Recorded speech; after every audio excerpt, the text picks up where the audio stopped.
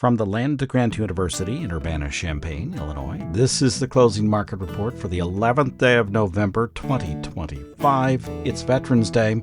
I'm University of Illinois Extension's Todd Gleason. Coming up, we'll talk about the commodity markets with Naomi Blohm. She's at TotalFarmMarketing.com out of West Bend, Wisconsin. We'll explore how effective the Wetlands Reserve Program, initially established some 35 years ago and now with the name change, has been at providing a way to improve water quality. And then as we wrap up our time together, we'll take a look at the weather forecast too. We'll do that with Don Day.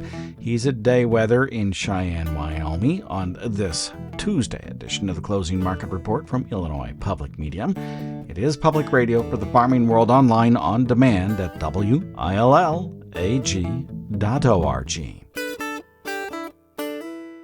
Here's a quick history of Veterans Day provided by the Veterans Administration. World War I, known at the time as the Great War, officially ended when the Treaty of Versailles was signed on June 28, 1919. However, fighting ceased 7 months earlier when an armistice, or a temporary cessation of hostilities, between the Allied nations and Germany went into effect on the 11th hour of the 11th day of the 11th month. For that reason, November 11, 1918 is generally regarded as the end of the war to end all wars. Today, Veterans Day continues to be observed November 11th, regardless of what day of the week on which it falls. It's a celebration to honor America's veterans for their patriotism, love of country, and willingness to serve and sacrifice for the common good. To our veterans, thank you. Todd Gleason's services are made available to WILL by University of Illinois Extension. December corn for the day at $4.32, 2 1/4 higher. The March at $4.47, up 2 1/2, and the May futures $4.56 for corn, up 2 1/2 cents. January soybeans down 2 3/4, $11.27 1/4 the settlement price. The March at $11.38, a penny and a quarter lower. Bean meal $3.10 lower. The bean oil up 52 cents. And soft red winter wheat a quarter higher in the December contract. It settled at $5.36. The hard red was down 3 1/4 at $5.23 3/4. Naomi Blohm from TotalFarmMarketing.com out of West Bend, Wisconsin, now joins us. Thanks, Naomi, for joining us on another Tuesday. I thought maybe it was going to be a turnaround Tuesday, actually, to begin with, but it's more of a lackluster kind of Tuesday, I guess. What'd you think of the day's trade? Well, that's actually a perfect summary, Todd. I thought, too, we were going to see lower prices as the day went on, just because of a lack of friendly news. However, the markets were able to muster up a little bit of strength. We saw some very modest day trading and range trading, but we just didn't have any real fresh news today. It does feel like we're seeing position squaring ahead of Friday's USDA report. Some pre-report estimates came out today for the report. In general, they're looking for slightly smaller corn and soybean yield for that report, but yet they're not looking for too much change in ending stocks. So that tells me that the traders are thinking not only will there be adjustments on the production side, but there may be some tweaking of the demand side as well. So now when I just look at these pre-report estimates, they don't look like anything really exciting, and that actually kind of correlates with a traditional November WASDE. Usually it's a kick the can down the road type of report, but of course with the government not giving us a report for the October numbers, we are in limbo, so we're going to be hanging on every single line item that comes across the newswire with this report Friday. We'll see if we get any fresh news or not. If it doesn't change very much, or is in line, I suppose, with what the trade is expecting, does that mean sideways trade through January, or do we start into the winter doldrums and things drift lower? Well, I would actually guess if we don't get any fresh news, it's going to be hard for the market to just push through these short-term resistance levels that we're at. And then we might see that seasonal pullback that we oftentimes will see into Thanksgiving, hence the expression, the bears get Thanksgiving. But then the next part of that expression is that the bulls get Christmas. So if we do see any pullback here, I think that there's going to be a lot of traders who would be eager to jump on that as a buying opportunity as we get closer to month end, as we still have, of course, plenty of debate and discussion about where the U.S. corn and soybean yield is ultimately going to end up, and further debate and question regarding export demand and China's actual amount that they're going to be purchasing from us. And then we're going to be combing through weeks of export sales report as soon as the government opens up, along with the commitment of traders reports for fund trading as well. So it may be quiet and modest trade. It could be something that we see a simple pullback of prices. Ultimately, though, we're in that seasonal time frame where whatever kind of a pullback we see, we usually gear up higher towards the new year, and then there's some kind of a weather issue that might pop up in South America. So lots to talk about, not just this Friday, but in the coming weeks as well. Yeah, so the weather issue we would have talked about would have been planting. Now we're waiting to see what mid-season might look like. Once that comes around, we'll get a better chance for soybeans again. It would be interesting to see how that might play out if it corresponds closer to the end of the year with some Chinese purchases, no matter when they're to be delivered to that nation. That might spark some fireworks, I would suppose, in the soybean markets. Yes, absolutely. Any true confirmation of Chinese demand will be something that the soybean market and traders latch onto with gusto. And they're starting to say, like, as far as South American weather goes, that it's starting to be maybe a little bit drier in Argentina, so we'll want to keep an eye on that as well. What else have you been watching, whether it's in the livestock, the outside markets, the corn market, demand for ethanol, those kinds of things? Yes, we're going to be keeping an eye on that for Friday's report. So far, when we look at export demand for corn, our export inspections have been ahead of schedule. Weekly ethanol sales reports have kept us right on target with ethanol demand. So plenty of, again, line items to be looked at and dissected on this report, and plenty of things to be talking about as the week progresses. Yeah, and the other thing, as you mentioned already, once we start to get USDA reports coming out again, a lot of things will happen. The marketplace will dig through them, and there may be some guidance as to which direction this marketplace needs to head. Speaking of guidance, what are producers asking you about it this time? Have they shut the bin doors and are just being quiet, or are they really concerned, thinking about when and where they should price either corn or soybeans? Lots of different conversations. In general, I think the bin doors are closed. However, there's conversation of, hey, this bean price is still pretty good. Maybe I'm going to just do some sales to reward the rally. But in general, they are really starting to think about where they should be placing price targets to the upside if we can get a rally higher from here. They're thinking about, if they make cash sales, should they be looking at reownership and what does that look like and what does it cost? So lots of different thoughtful conversations, but definitely people too keeping an eye on basis and basis levels. And the December contract for corn, anyone who has basis contracts based off the December contract, first notice day is going to be in a couple weeks, so you're going to just have to decide if you're going to price or roll. So that's going to be another conversation to be thinking about. And we'll see if Friday's USDA report gives us reason to price sooner than later, or to maybe want to hold and roll. So don't rest on your laurels right now. I know that you're probably exhausted from harvest, but the markets are just going to start to wake up, and you've got to be watching and keeping pace with it as well. Soybeans within at least the November contract. I know it's not the lead option, relatively speaking, at the moment. January, the most traded, but it's within 10 cents of its top at this time. Are you thinking producers should take some advantage of that or not? Yes, absolutely. Because, when you think back, we've had nearly a $1 rally on that soybean market. And so the marketplace is still holding up higher. And the risk would be, when I look at a chart, we are just a few pennies away from major support. And then if that support level breaks, and that's in the form of some of these moving average lines, we could see a very quick 20 to 30 cent washout lower, which coincides with that seasonal sell-off. So if you wanted to still reward the rally, this is the best price you have had pretty much all year long in that soybean market. And it would be prudent to be thinking about making some sales just in case we don't get any fresh bullish news on Friday. If we don't get that fresh bullish news, the path of least resistance likely is lower. Hey, thanks much, Naomi. We'll talk with you again next week. Thank you. That's Naomi Blohm. She's with TotalFarmMarketing.com. Up next, a conversation about wetlands with Marin Skidmore. You have written an article for the FarmDoc Daily website that's titled Nature's Kidneys, in part, a review of 35 years of USDA wetland restoration. Why were you interested in the topic? There has been previous research studying the benefits of wetland restoration for nearby farmland, looking at benefits for surrounding fields in terms of yield and reducing the number of prevent plant dates. And so there's evidence that these easements can be privately beneficial from the single farmer's perspective.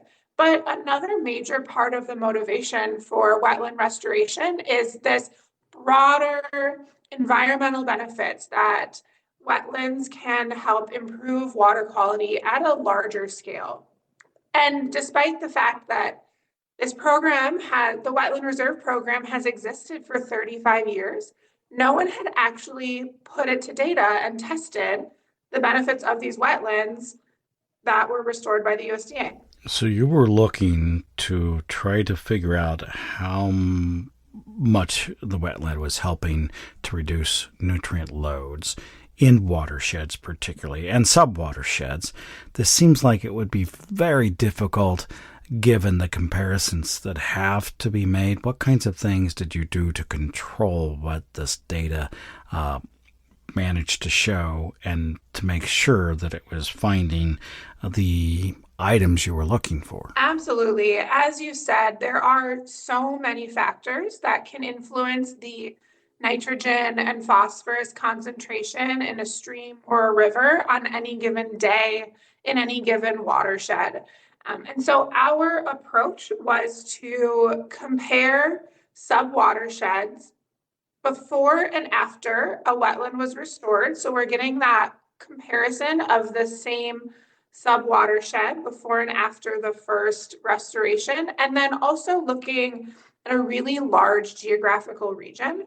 We have the entire Mississippi River basin, and that means that we have different sub-watersheds getting their first restoration and then getting subsequent restorations at different moments in time.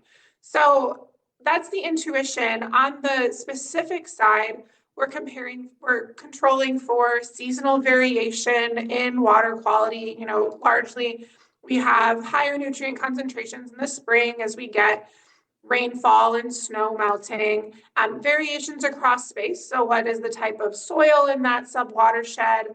What are the slopes surrounding the streams in that subwatershed? We do directly control for precipitation and temperature in any given month. And through that, we really try to isolate the impacts of the wetlands. So, to be clear, these are USDA programs. They are part of the Wetland Reserve Program, or WRP. That was folded into the Conservation Easement Program in 2014. In your paper, you say the average payment, and a farmer has to give up these areas completely, though they retain ownership, but they cannot farm them. On average, they've been paid about $2,700 an acre. And then I think that I've got this right, that it cost about $650 an acre to be converted into a wetland. The average size is about 100 acres, or the median size, I should say, is about 100 acres. How good are these actually at reducing nutrient loads like nitrogen? They're really enormously successful relative to their size at reducing nitrogen in the surface water. So our estimate of the first wetland easement in the subwatershed is that we find a 62% decrease in ammonia in the nearby subwatershed and 37% decrease in total killed nitrogen. Those are two different chemical forms that nitrogen can take. Of course, nitrogen moves through the nitrogen cycle, and different conservation staff members might take a different type of water sample. So we have different ways to measure nitrogen, but in either case, we're finding really meaningful decreases from even just this 100-acre restoration. Now, across the Corn Belt, most states have been working through a nutrient loss reduction strategy program trying to control the runoff of these kinds of nutrients. You, through this research, suggest that putting a wetland in is a really good way to do this.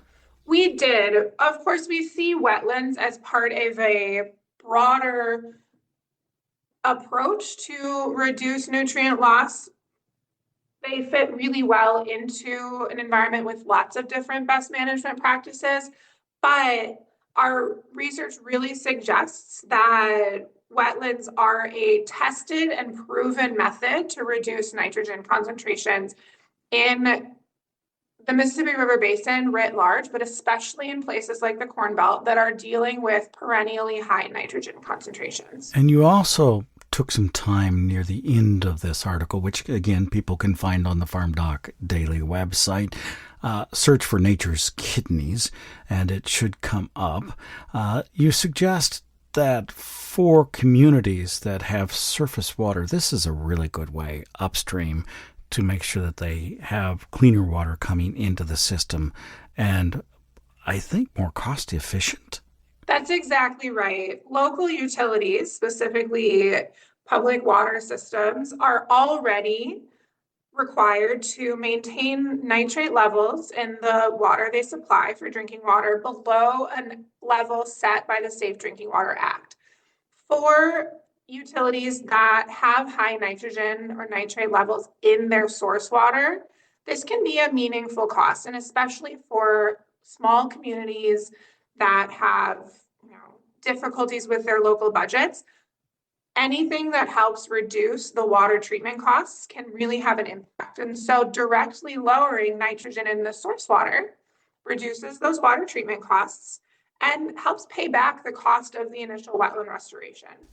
And importantly, in this particular article, you took time to make note that the producers, farmers, the landowners that you talked to had anecdotally really good feelings about putting these wetlands in and what this restoration meant not only to their community, but to their families, I believe. Yes, I think one thing to understand about wetland restoration is that many times wetlands are being restored on what continues to be a working farm. This is still in the hands of a family that is engaging in agriculture.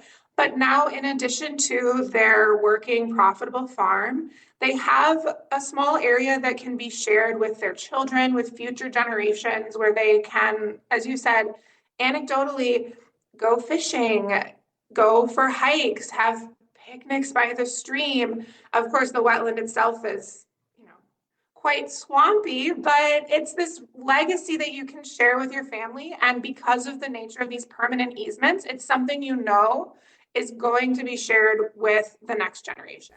We've been talking with Marin Skidmore today. She is an agricultural economist at the University of Illinois and co-authored an article called Nature's Kidneys. It's a review of 35 years of USDA wetland restoration. Marin, thank you for taking so much time for me today. I appreciate it. Thank you, Todd.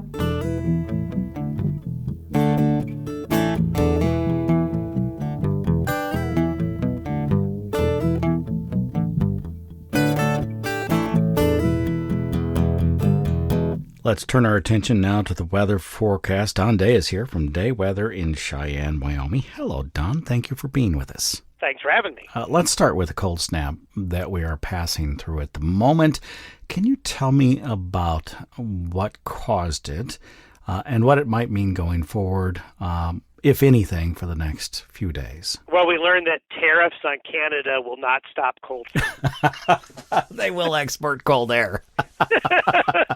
Yeah, no tariffs there. I think a lot of people would like to do that, but we had a pocket of very cold air, not a big one, but an intense area of cold air up over the northwest part of Hudson Bay that's been building and growing over the last several weeks. And we had just the right setup for what we call a big cross-latitude movement of air from basically the northern end of Hudson Bay all the way into the deep south of the United States. And really, we got to go back to see something like this cold, this early. we've got to go back about nearly 50 years or so, back into the mid to late 70s when we saw a similar situation. So quite the shot of cold air, freezing temperatures all the way down to the Gulf Coast of Florida this morning. The good news is that it's going to be moving out. We're already seeing temperatures moderating on the western side of this, and we will see moderating temperatures. But I think this is a shot across the bow, giving us a heads up that there's likely more of this to come this winter. Let's talk about the moderating temperatures first. By the weekend, fairly warm in my part of the world. What about the rest of the Midwest? Well, just about everybody, because the jet stream is going to straighten out for a little bit. And that's going to bring Pacific air across the nation, allowing mild temperatures to really be found coast to coast briefly. But the rebound is going to be quite significant. Temperatures are going to be going up quite a bit. Now, we do see colder weather coming back into the nation's midsection. As we get into about a week from today or so, we'll start to see some cooler air come in, as what we're going to see is kind of a shift of the colder weather moving into the western United States next week, and that's going to push eastward. So we're going to have a warm-up. We're going to have a rebound that's got some lakes to it. It'll go about 5 or 7 days, but once we get into that end part of next week, into Thanksgiving week, there's going to be some ups and downs. We're going to have some more opportunities for colder weather. Sounds like the transition to winter will begin at some point. Can you tell me about what you're thinking as it relates to December? Well, it really looks like the last week, that Thanksgiving week, into the first week of December. Some of the long-range tools that we use, in particular, there's a model that tries to predict weeks in advance out to 6 weeks, and it's been very, very persistent at advertising a shift in the jet stream pattern that will allow the door to Canada to be open more often than it isn't for that last week of November through all of the month of December. So it doesn't look like we'll be able to hold back winter very much longer. Does this mean we'll have more cold air spilling out of Canada into the western United States, or is it further east? I think there's a really good opportunity that the month of December for a lot of the U.S. will have episodes of cold. And the favored area is the nation's midsection. But even some cold snaps, even as far west as California and as far east as New England, will happen during that 5 to 6 week period from Thanksgiving week up to the New Year. Okay, thanks much. We'll talk with you again next week. Sounds good. Don Day is with Day Weather. He's in Cheyenne, Wyoming. Joined us on this Tuesday edition of the Closing Market Report from Illinois Public Media. Do visit our website, willag.org, willag.org, where you will find a way, if you've not already registered for the Farm Assets Conference or the Illinois Farm Economics Summits, to get yourself signed up. Don't wait. Do it right now today. willag.org for the December conferences, brought to you by the FarmDoc team and Illinois Extension. I'm U of I's Todd Gleason.